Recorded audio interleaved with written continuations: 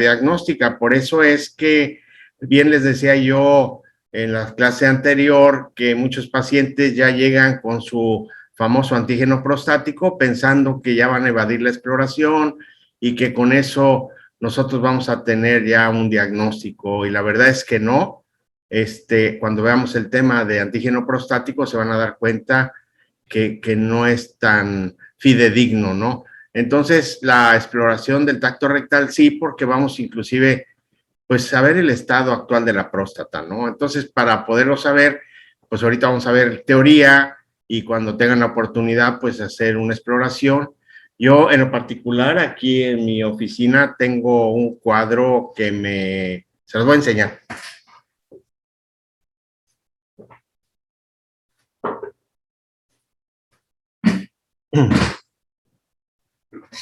A ver, aquí está.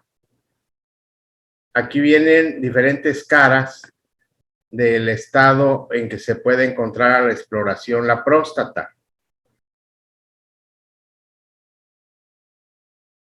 Esto, cuando tengo clases presenciales, se los paso a los alumnos, porque obviamente en la base tiene un orificio donde se introduce el dedo y podemos, según la cara que estemos explorando, nos va a decir el estado de la próstata.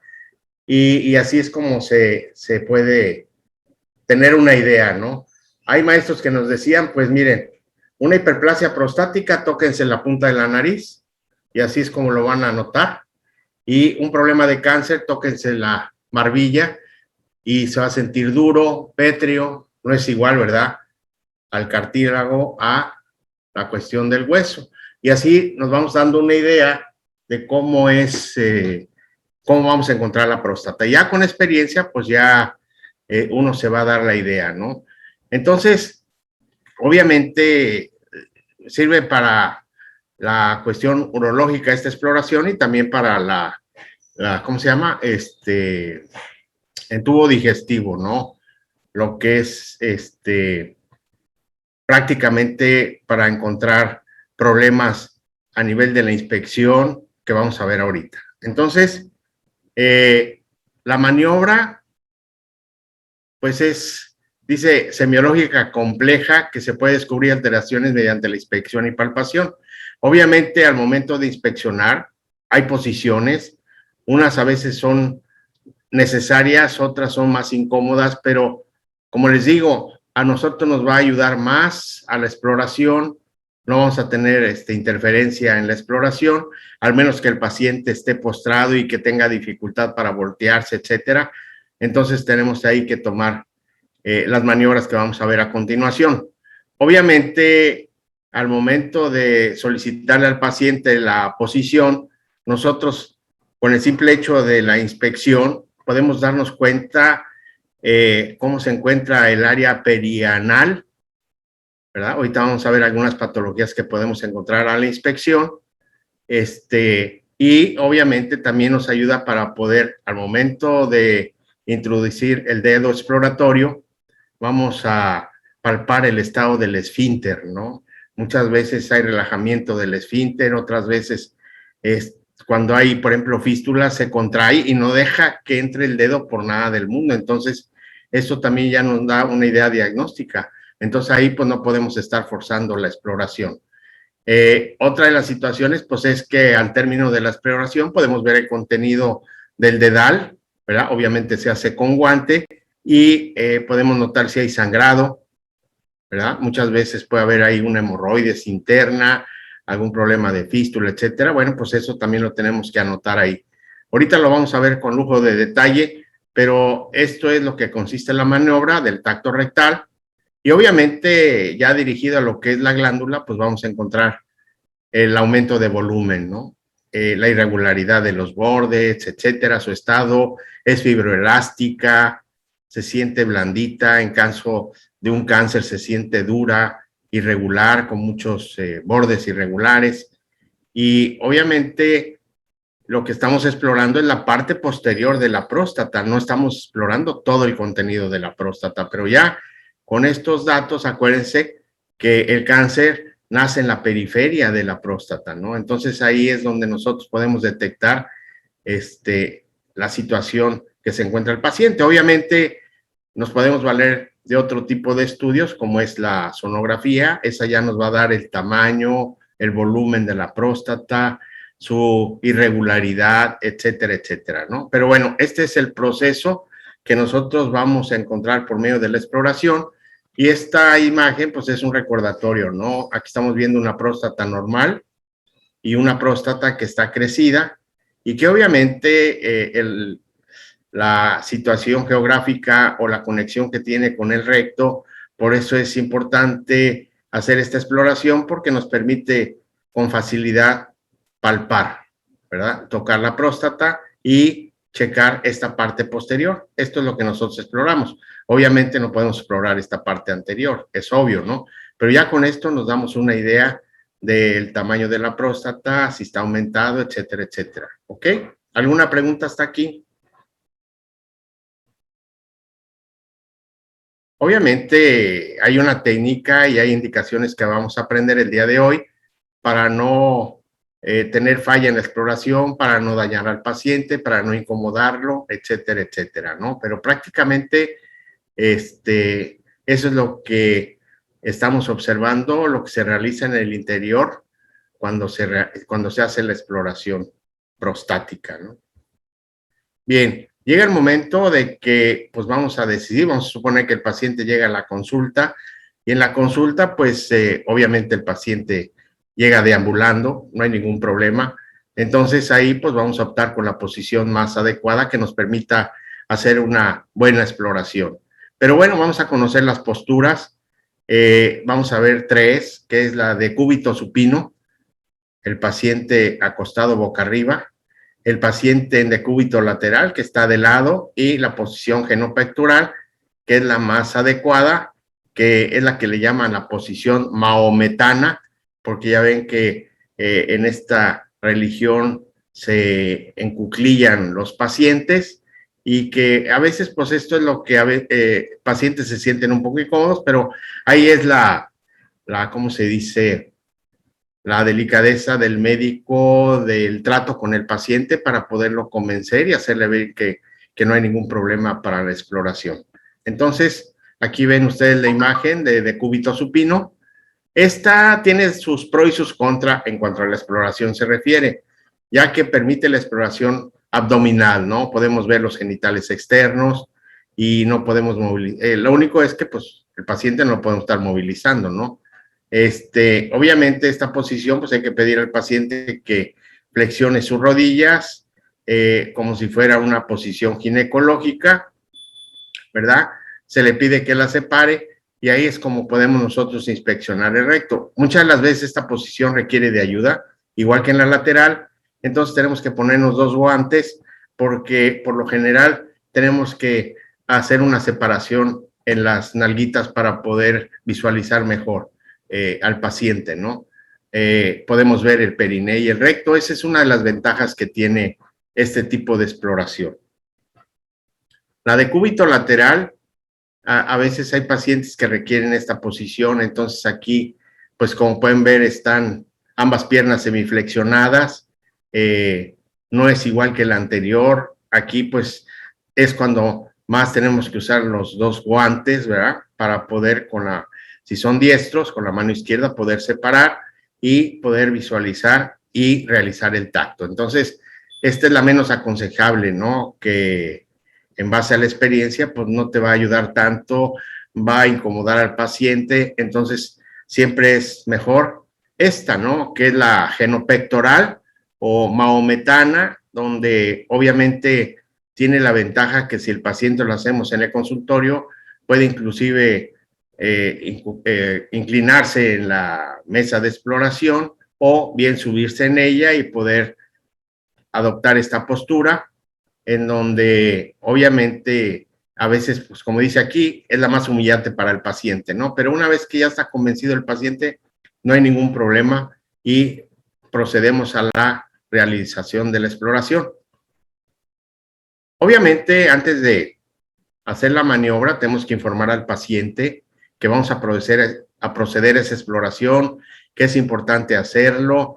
A veces van acompañados y eso se siente con más confianza, o si van solos, pues a lo mejor con la ayuda de la enfermera o que se sientan cómodos, ¿no? Y ya imagino el caso de una doctora, ¿no? A lo mejor les da más pena, etcétera, pero hay que romper esos mitos, ¿no? Aquí lo importante es ver al paciente, decirle lo que se va a hacer, cómo se va a realizar la maniobra, que no dura mucho tiempo y cuál es lo que vamos a identificar, que prácticamente cuál es la misión, ¿no? De la exploración y cuál es la posición que se va a adoptar y el por qué se va a hacer, ¿no?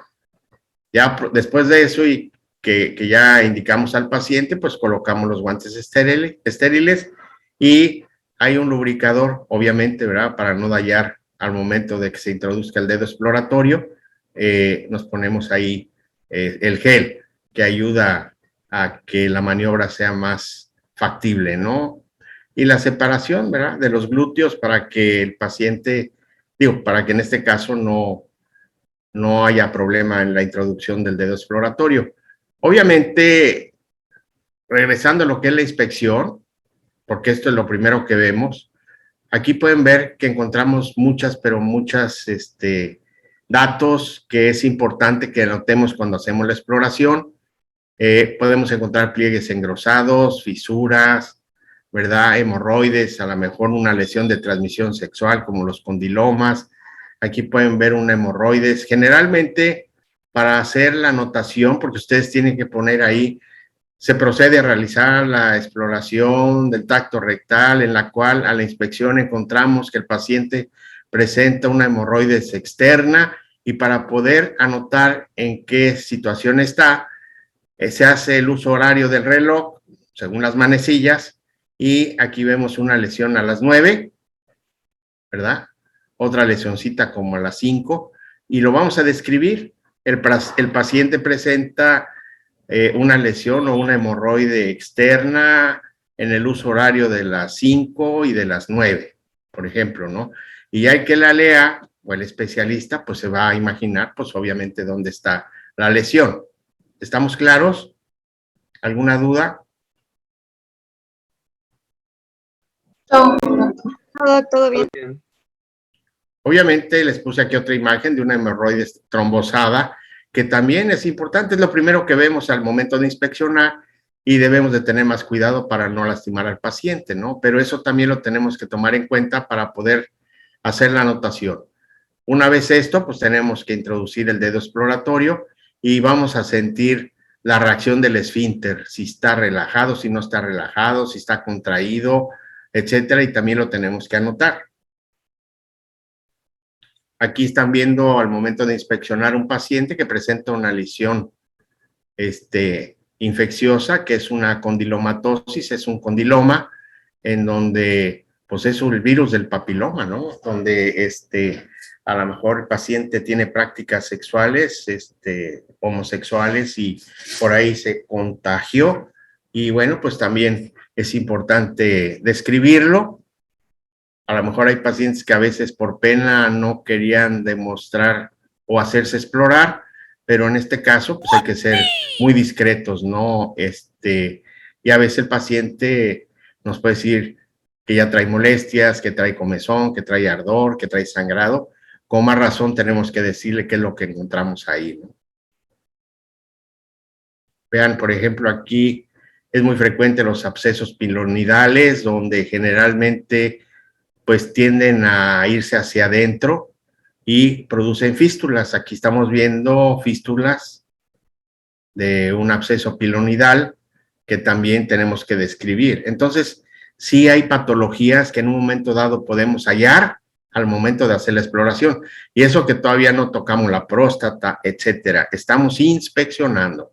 Obviamente hay que describirlo, ¿no? Es nuestra obligación lo que encontremos ahí. A lo mejor también hay una cicatriz por ahí de alguna cirugía que le realizaron por alguna fístula, pues también hay que anotarla ahí, ¿verdad? O describirla. El paciente presenta una cicatriz antigua de probable fístula, ¿verdad? A nivel perianal o interlútea, etcétera, etcétera. Llega el momento de la exploración, donde viene la introducción del dedo exploratorio, y vean ustedes en la imagen izquierda lo incorrecto, ¿no? Generalmente ya vimos que hay que poner gel, esto va a hacer que se realice mejor la exploración, y pues yo a veces, para que tengan una idea imaginativa de como si fuéramos a tocar un timbre, ¿no? Y obviamente esta situación se hace tocando el recto, y acuérdense que va a haber una resistencia, pues va a repelar, va a decir, bueno, pues ¿qué está pasando aquí?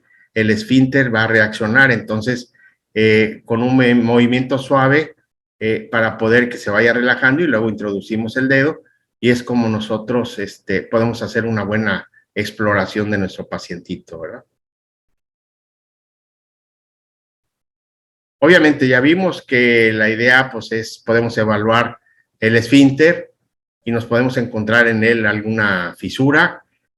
Generalmente cuando está hipertónico, quiere decir que por nada del mundo deja que se introduzca el dedo al esfínter, ya ni le sigan, porque lo más probable es que el paciente traiga una fisura anal y lo vamos a molestar, se va a incomodar. Y en el caso de hipotónico, que esté bien relajado, que entres como Juan por su casa, pues a lo mejor tiene prácticas de coito anal el paciente, ¿verdad? Aquí pues nomás tener siempre la discreción, eso pues obviamente no lo vamos a guardar nosotros, pero ahí debemos de poner al momento de la exploración, presenta un esfínter hipotónico y ya, hasta ahí, ¿verdad? O un esfínter hipertónico. Posteriormente, pues las paredes de la ámpula rectal, podemos detectar si hay engrosamiento en las mismas, ulceraciones, pólipos, cáncer de recto, fíjense, y todavía no llegamos a la próstata, ¿no? O algún proceso inflamatorio que tenga el paciente. Entonces, inclusive hemorroides internas. Por eso es importante la exploración. Entonces, fíjense que tanta información que no nos imaginábamos qué es lo que pudiésemos encontrar en un paciente. Ya vieron las imágenes, y esto pues obviamente en el interior, a lo mejor si el paciente trae el problema prostático, pero descubrimos que trae hemorroides, pues le vamos a recomendar enviarlo con gastro para que le dé la atención, ¿no? Y eso sería una buena atención para nuestro paciente, ¿no? No nomás, es que me vino a ver por la próstata y lo más me voy a dedicar con la próstata, pues no, ¿no? Aquí lo más importante siempre es lo que encontremos. Si está en nuestras manos atenderlo, adelante. Y si no, pues sí, obviamente es en el terreno de gastro, pues dejen que trabaje el especialista también. Ellos también comen, ¿ok?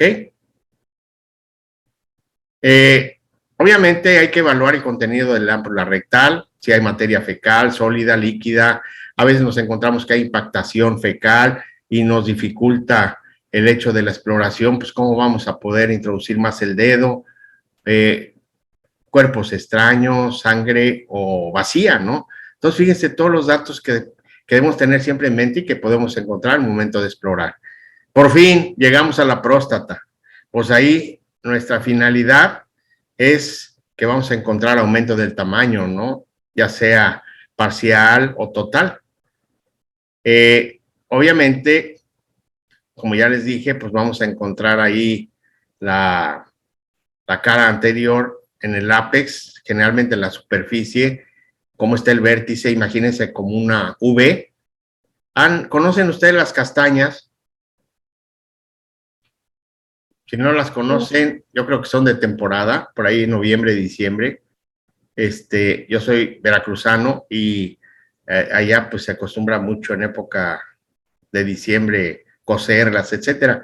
Pero cuando vayan a H-E-B, Soriana, etcétera, y anden por el departamento de verduras y se ven por ahí una castaña, tóquenla y véanla, y es exactamente como si fuera la próstata, y tóquenla para que delimiten los bordes. Trae como una especie de abertura, como si fuera un labio, ¿verdad? En sus vértices, y así es como ustedes se pueden imaginar. Cierran los ojos y hagan de cuenta que están tocando la próstata, ¿ok? En cuanto a sus bordes se refiere, ¿verdad? Esto es lo que les decía yo. Por ejemplo, si está el estado normal de la próstata, pues vamos a tratar de checar el surco. Hay un surco ahí que les decía yo en forma de V, en donde tiene límites laterales. Pues esto lo da la experiencia pero ya con esto ustedes se pueden imaginar desde el punto de vista teórico, ¿verdad? Para poder también identificar la superficie y se siente lisa, la tratan de sumir un poquito y rebota, pues dicen, no, esta próstata está normal, pero cuando aumenta de volumen, esos vértices o esos bordes, la clásica V se borra porque hay aumento del volumen, ¿verdad? Entonces ya no se percibe al momento del tacto, se borra ese surco y es lo que les decía yo, que va adquiriendo forma de una castaña, ¿no? Que simula la forma de una castaña para que también en un momento dado, pues traten de imaginarse, ¿no? Igual como el cuadrito que les acabo de enseñar, pues así uno, cuando explora uno, pues exploras a ciegas, pero ya cuando tienes experiencia, pues ya se cuenta que tienes un endoscopio, por decirlo en sentido figurado, y ya estás sintiendo las características de lo que tú quieres explorar. Igual cuando se hace exploraciones vaginales, ¿no? Para checar el cervix, si hay miomas, etcétera, también en un momento dado, si están cerca del cervix, se pueden detectar, ¿no? Entonces, son ejemplos para que vean qué tan importante es la exploración. En este caso, el tacto rectal nos va a dar información valiosa para poder tener desde el punto de vista clínico la impresión de que se trate de una hiperplasia prostática o de que se trate de un probable cáncer. Una vez que ya realizamos la exploración, debemos de sacar lentamente el dedo y obviamente observar el dedil para ver el contenido, si trae sangre, materia fecal, restos de alimento, etcétera, ¿no? Ver las características y si hay o no sangre al momento de la exploración. Obviamente esto aquí en este cuadrito me gusta porque trae el diagnóstico diferencial, donde en la exploración se puede tratar de un adenoma de próstata, un carcinoma, una prostatitis aguda. Aquí la diferencia en un paciente que venga con una próstata infectada, generalmente sí está aumentada de tamaño, está blanda, no se pierden los bordes, pero duele. El paciente se queja mucho de la exploración. En un HPV, en un cáncer, etcétera, o en una prostatitis granulomatosa, estas son las crónicas, no duele. Aquí muchas veces, si el paciente trae una prostatitis granulomatosa, tenemos que hacer el diagnóstico diferencial de un adenoma, ¿verdad? O de un carcinoma de próstata. Entonces, aquí ven los 4 patologías para hacer el diferencial. ¿Ok?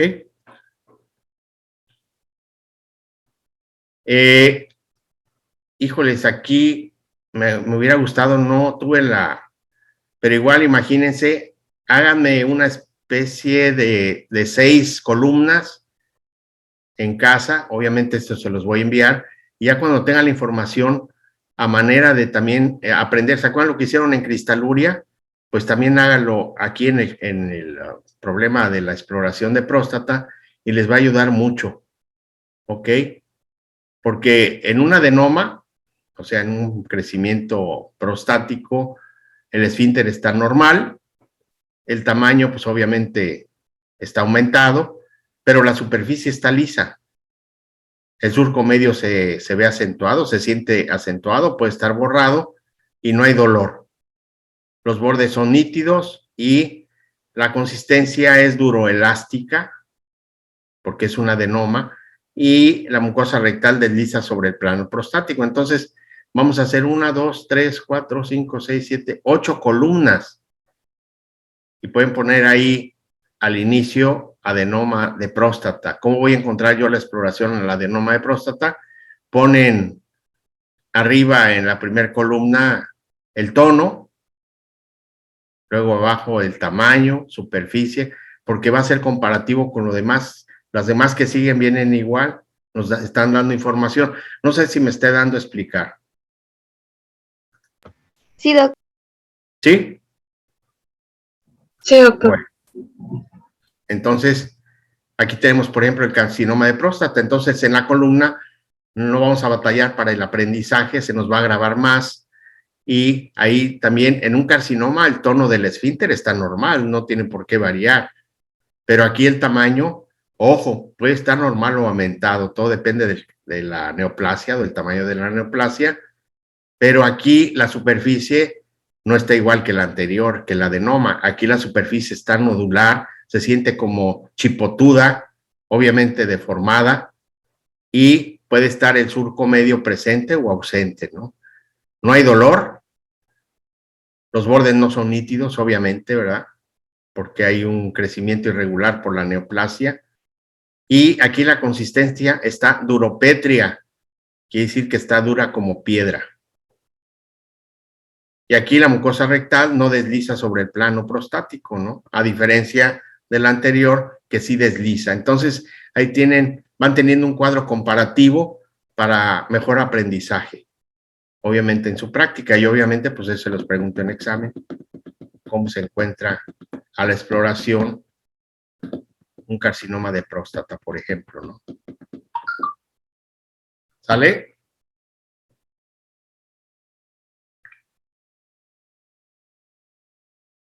¿Alguna pregunta? No, doc, todo bien. Bueno, entonces sigue la tercera, que es la prostatitis aguda.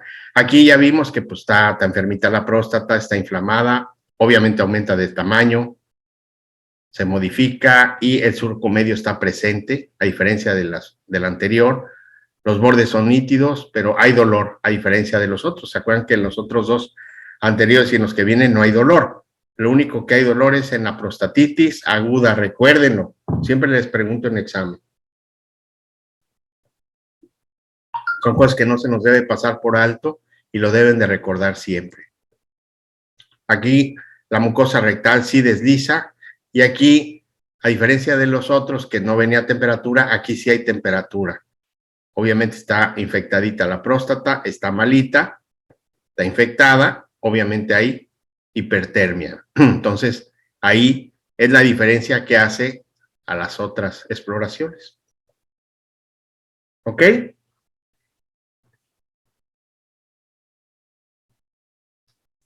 ¿Ya lo tienen? Sí, doctor. Sí, doctor. Vámonos con la crónica, ya me lo terminamos. Aquí en la crónica, el tono del esfínter es normal, no se altera el tamaño, fluctúa en la superficie al momento de la exploración, está presente el surco medio y no hay dolor. Los bordes son nítidos, la consistencia es fluctuante y sí desliza la mucosa rectal. Entonces, fíjense cómo clínicamente nos están dando tips para poder pensar probable diagnóstico, ¿verdad? Al momento de la exploración.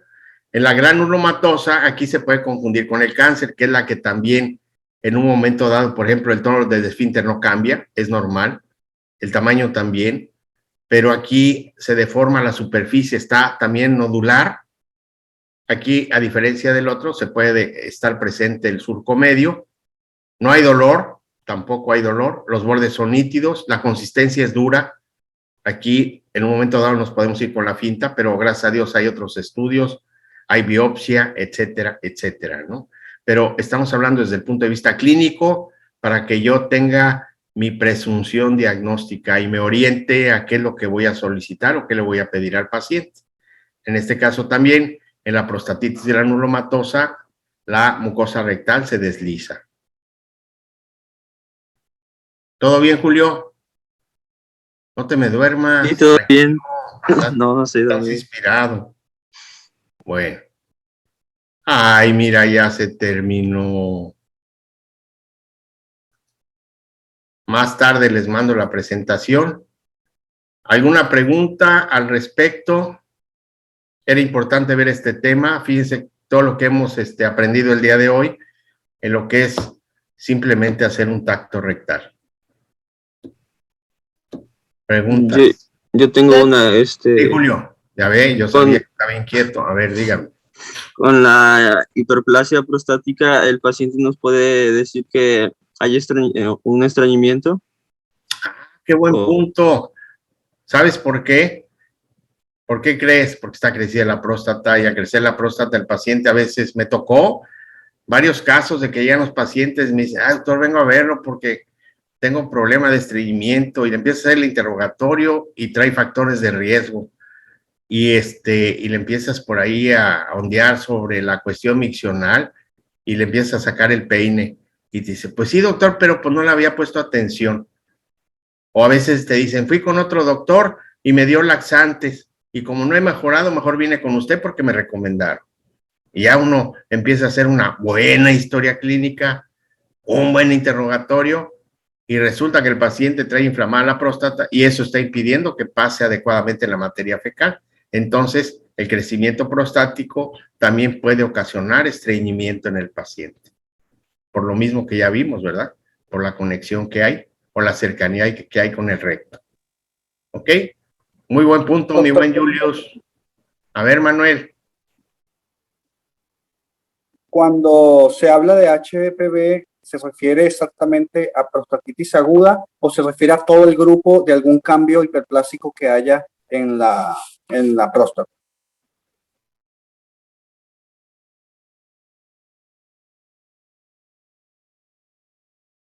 No, creo que todavía no está. Doctor, ¿es posible que la HPV o los diagnósticos diferenciales se puedan presentar antes de los 50 años? Sí, siempre y cuando el paciente tiene factores de riesgo, por eso siempre es importante investigar y ir con detalle en eso, porque hemos aprendido la cuestión epidemiológica, los factores de riesgo que inciden, y a lo mejor el paciente tiene en su haber algún historial de que ya a lo mejor en cierta edad tuvo una prostatitis, por ejemplo, alguna infección de enfermedad de transmisión sexual, y que por ahí quedó con un problema secundario, etcétera, ¿no? Pero el término hiperplasia quiere decir crecimiento, ¿no? ¿De qué? Pues no sabemos si es por cáncer, si es por una prostatitis. Aquí lo más importante es determinar al momento del interrogatorio y desde el punto de vista clínico, ya se dieron cuenta que lo único momento en que repela la próstata es cuando está infectada. Y cuando está infectada, pues, se llama prostatitis aguda, ¿verdad? Y en las demás no. Entonces, si viene un paciente, imagínate, de 30 años, pues todavía no es candidato a cáncer, ¿cierto? Pero te dice que tiene un dolor pungitivo y que tiene cierta secreción en uretra y que tiene 3 días de evolución y que le incomoda sentarse, etcétera. ¿En qué pensarías, Sonia? En una prostatitis. Así es. Entonces, ¿qué aprendimos ahí? Bueno, vamos a ver ese tema en especial, ¿no? Pero por ahí les platiqué que hay que tomar una muestra para cultivo, haces el tacto y ¿qué te vas a encontrar en el tacto, Sonia? En una prostatitis aguda.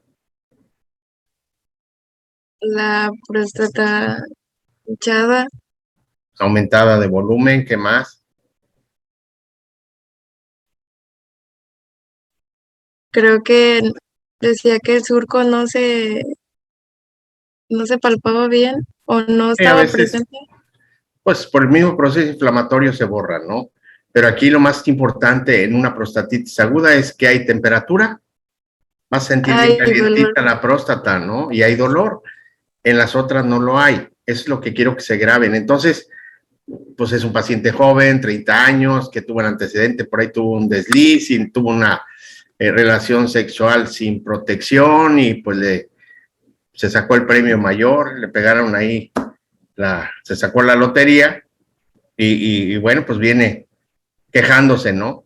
Entonces ahí a lo que quiero llegar, para que ustedes puedan tener un buen diagnóstico, tenemos que ser clínicos, tenemos que hacer una buena interrogación y sobre todo la exploración física.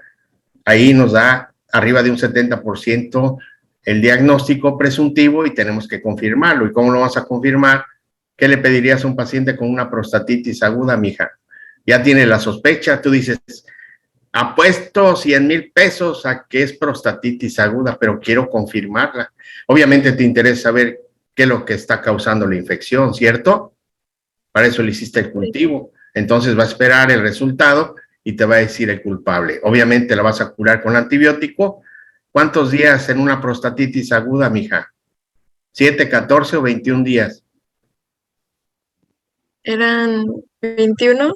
Así es, mija, 21 días. Fíjense cómo han ido aprendiendo y todo lo que hemos estado viendo, pues ya lo vimos con la idea y el fin de que cuando vayamos, ¿se acuerdan que les decía yo que con el pasar del tiempo íbamos a estar recurriendo a las bases que aprendimos al principio, porque es importante, ¿no? Entonces ya te diste una idea, cuando te llega un paciente con una prostatitis aguda, ya sabes el protocolo, ¿no?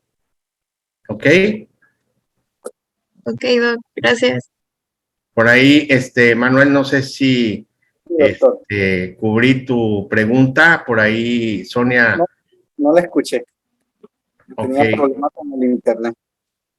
Bueno, no, pues, volviendo a tu pregunta, ¿no? Que siempre, en cuanto se supone que una hiperplasia es un crecimiento, ¿no?